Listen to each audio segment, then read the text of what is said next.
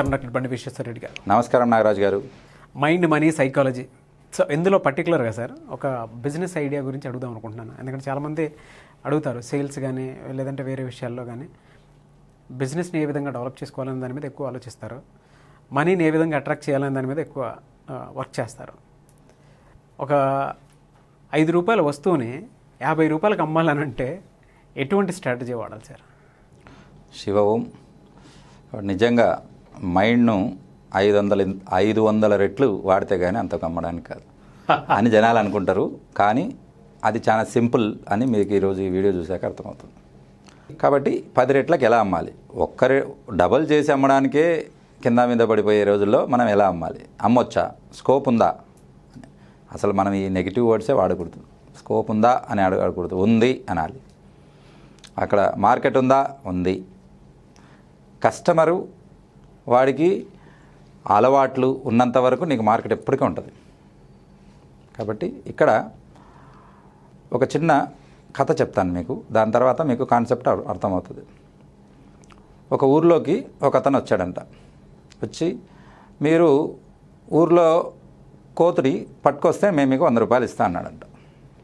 ఫస్ట్లో ఎవరు వినలేదు. 2 రోజుల వరకు పిచ్చోడు అనుకున్నారు. ఏమనుకున్నారు, కోతులు ఏంది అక్కడిక్కడ దొరుకుతాయి, ఎన్ని కోతులు ఉంటాయి ఊర్లో, ఉంటాయి 100 కొద్ది కోతులు ఉంటాయి, అదేంటి 100 రూపాయలు అంటున్నాడు, ఈడేడో పిచ్చోడు అనుకున్నాడు. ఏం లేదు. కానీ ఒక 2 ఉంటారు కదా పని పాట లేకుండా, వాళ్ళు మాత్రం 2 కోతులు పట్టుకొచ్చారు. చూద్దాం అసలు నిజం చెప్తున్నాడు లేదా అని. కోతులు పట్టుకొని ఇస్తానే వాళ్ళిద్దరికి చెరో 100 ఇచ్చేస్తానే వాడు ఊర్లోకి పోయి అరే ఇది నిజంగా చెప్తున్నాడు, ఈడు పిచ్చోడు కాదు మనమే పిచ్చోళ్ళం, ఇన్ని కోతులు ఉన్నాయి 100 రూపాయలు ఇస్తా అంటున్నాడు అని అంటే మరుసటి రోజు అందరూ పని పాట వదిలేసి కోతులంటే పడ్డారు. ఎవరికి ఎన్ని కోతులు దొరికితే అన్ని 100. కాబట్టి కొంతమంది 5 పట్టుకోగలిగితే 500, 10 పట్టుకోగలిగితే 1000 రూపాయలు అన్నీ వదిలేశారు. ఇంకా పొలం పంట కూలీ ఎవరు లేదు, ఎవరు చూసినా కోతులేంట దీనేంట. అప్పుడు పక్క ఊరోళ్ళు అందరూ అనుకున్నారు ఈ ఊరికి వాళ్ళకి ఏదో పిచ్చి పెట్టినట్టుంది, అందరు కోతులేంట పడుతున్నారు అని చెప్పేసి. ఇంకొంతమంది అయితే పక్క ఊరు పట్టుకొస్తున్నారు కోతులు, వాళ్ళ ఊర్లో దొరకట్లేదని పట్టుకొస్తున్నారు, ఇస్తున్నారు. ఆల్మోస్ట్ కోతులు అయిపోయే దశకు, కోతులు ఏం గమ్మునుంటాయి, కోతులు గమ్మునుండవు కదా వాళ్ళకి మన అమ్మ. కాబట్టి మనం కోతుల నుంచి మనం వచ్చామని చెప్తారు కాబట్టి వాడికి మనకు అంటే తెలివి ఎక్కువ, ఇంకా పారిపోవడం మొదలుపెట్టాయి. ఏదో పట్టుకుంటున్నాడు, ఏదో చేయడానికి పోతున్నారు ఊర్లో వాళ్ళు, మన మీద ఏదో ఎక్స్పెరిమెంట్ చేసేటట్టున్నారు అని చెప్పి కోతుల సంఖ్య తగ్గిపోయింది, దొరకట్లేదు కోతులు. ప్లస్ అవి ఇంకా ఎత్తెత్తుకు వెళ్తున్నాయి, వీళ్ళకు చేతిలోకి రావట్లేదు. అప్పుడు ఆయన 200 ఇస్తా ఇప్పుడు కోతికి అన్నాడు. అరే ఇదేందో 200 ఇస్తా అంటున్నాడు, ఇంతగా ఒకటి పట్టుకుంటే 100 వచ్చేదని ఇంకా కష్టపడి ఉన్న కోతులటి పట్టుకొచ్చేసారు. అన్నీ పట్టుకొచ్చాక నాకు ఇంకా కోతులు కావాలి, నేను 500 ఇస్తా అన్నాడు. ఇంకా జనాలకు అర్థం కాలేదు, ఇంకెక్కడి నుంచి దేవాలి కోతులు, మన ఊర్లో అన్నీ అయిపోయాయి అదేంతైనా. ప్లస్ ఆయన ఏం చెప్పాడు, నేను ఊరు వెళ్తున్నాను అంటే నేను వ్యాపారపరంగా ఊరు వెళ్తున్నాను, ఒక వారం రోజులు వస్తా, వారం రోజుల లోపల మీరు అన్ని కోతులు పట్టుకుంటే మీకు అన్నీ 500 ఇస్తాను అని చెప్తాడు. అని ఆయన వెళ్ళిపోతానే అక్కడ ఒక అసిస్టెంట్ని పెట్టిపోతాడు, వాళ్ళు వస్తే చూడండి వాళ్ళను డబ్బులు ఇచ్చేసి వాళ్ళకని చెప్పేసి. సరే అని చెప్పేసి వెళ్తాడు ఆయన. వెళ్ళిన తర్వాత ఆ ఊర్లో అందరూ వెతుకుతుంటారు, ఎక్కడ దొరకవు, వాళ్ళకి పిచ్చెక్కిపోతుంటుంది.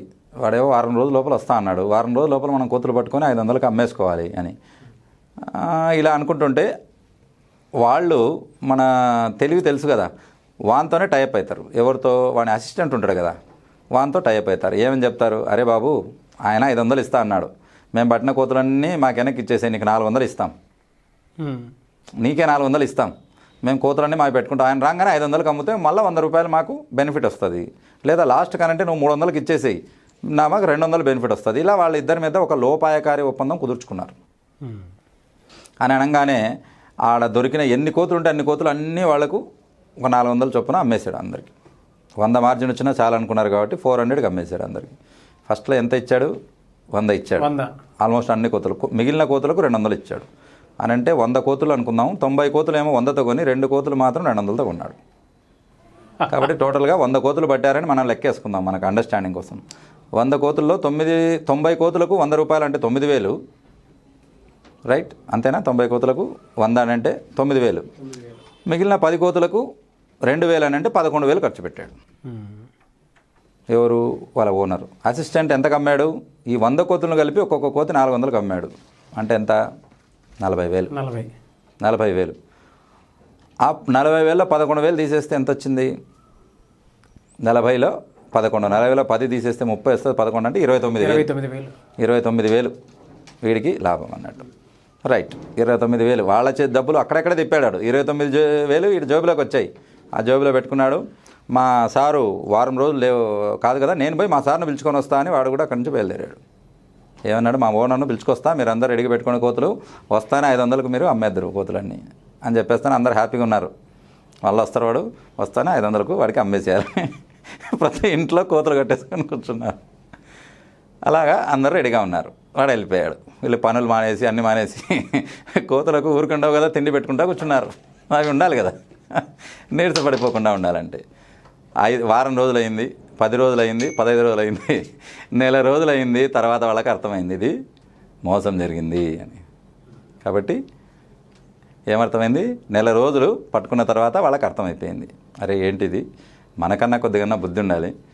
వాడు కోతులు రమ్మన్నాడు పట్టుకుంటానే మనం పట్టించాము. 100 రూపాయల వరకు ఓకే అంటే 100 రూపాయల వరకు వీడు బాగుపడ్డాడు, ఎవరు, ఊర్లో వాళ్ళు. కాబట్టి గ్యాంబ్లింగ్లో కూడా ఎక్కడ గేమ్ ఆపాలో కూడా తెలిసినోడు డబ్బు సంపాదిస్తాడు, తెలియనోడు డబ్బు పోగొట్టుకుంటాడు. అది ఉదాహరణ చూడండి. తర్వాత వాడు అత్యాశ చూపించేసరికి వీళ్ళు లొంగిపోయారు. లొంగిపోయి వాళ్ళు ఇచ్చిన కోతునే మళ్ళీ వాళ్ళకు 100కు అమ్మిన దాన్నే 100కు కొన్నదాన్ని మళ్ళీ 400కు కొన్నారు. కాబట్టి ఎవరు తెలివైనోడు, ఆ ఊర్లోకి వచ్చినవాడు తెలివైనోడు. వీళ్ళందరూ తెలివి తక్కువగా మారినారు, డబ్బులు పోగొట్టుకున్నారు. కాబట్టి కోతిని అమ్మి 30,000 సంపాదించినప్పుడు మనం ఎందుకు 5 రూపాయలు 50 రూపాయలు చేయలేము? అక్కడ మోసం చేశారు. మోసం చేయకుండానే మనం సంపాదించవచ్చు.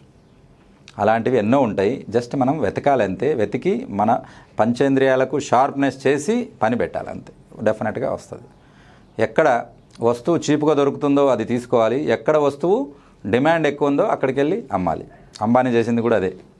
అంటే అంబానీ అమ్మారా సార్ 5 రూపాయలకి 50 అని అంటే ఆ 50కి కాదు, ఇంకా ఎక్కువకే అమ్మాడు అంబానీ. మన దగ్గర అసలు ఫస్ట్ ఏ బిజినెస్ మొదలు పెట్టారో తెలుసా మీకు? ఆయన మసాలా దినుసుల వ్యాపారం. మసాలా దినుసులు అని అంటే లవంగ, తర్వాత యాలకలు, మిరియాలు, ఇవి తీసుకున్నాడు. ఎంతకు తీసుకుంటాడు? ఇక్కడ కేరళలో అక్కడ అంత, ఇక్కడ మన దగ్గర పండుతాయి అవి.